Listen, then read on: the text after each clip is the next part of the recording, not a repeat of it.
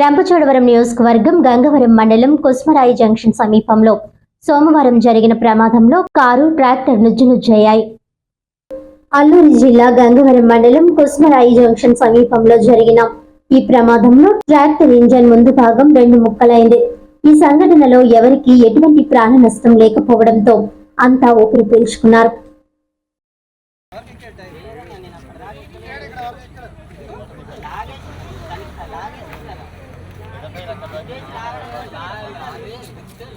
Front కొట్టాడా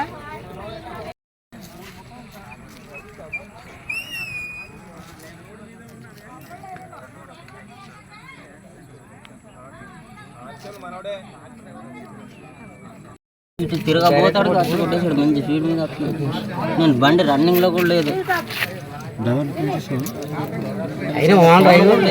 phone ఇంటిపట్లేదు నుంచి వస్తున్నాను.